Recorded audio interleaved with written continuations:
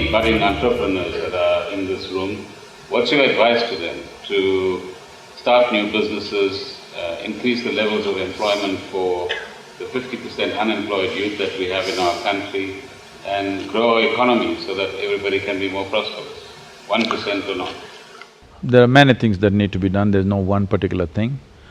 But entrepreneurship is something that needs a certain psychological ecology of its own.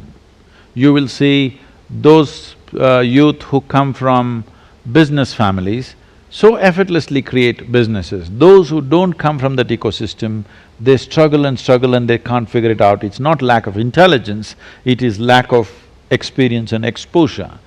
So I would say one of the things is the youth who are willing to, wanting to do something, I'm sure there are many of them, if some kind of selection can be made and they're exposed to enterprises in similar conditions.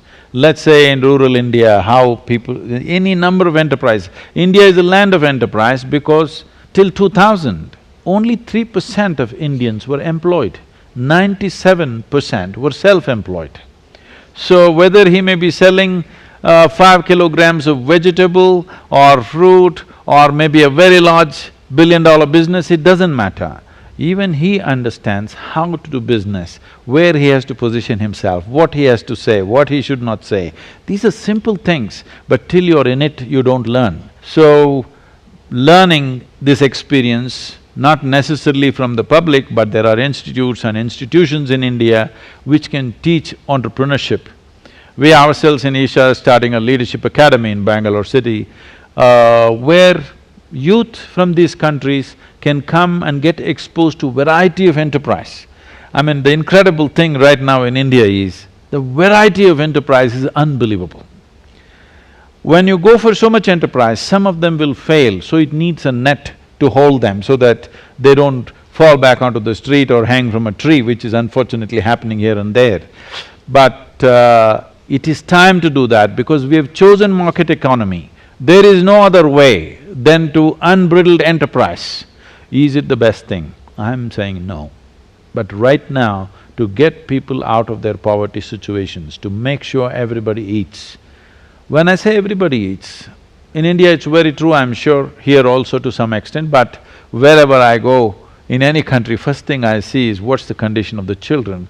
I find, to my joy, the condition of the South African children is way better than the conditions of the Indian children in rural India. It's a very good thing to see. At least they're better nourished for whatever reason. In India, this is true that a child has to go to school and spend 8 hours there, but he has not eaten what he needs to eat to stay alert for these 8 hours and grasp whatever he's supposed to grasp. A farmer goes to his field and he's not eaten what he should eat to do that hard task of, farming. Or a pregnant woman has not eaten what she should eat to produce a lively, healthy child. These are terrible things. But these terrible things are happening because populations are large and we are not able to create a social net. So this is why this corporate social responsibility was brought in, but people find ways to use this money in so many different ways, that's another matter. But social net has to happen. But the danger of social nets is always about destroying the work culture and breeding lethargy.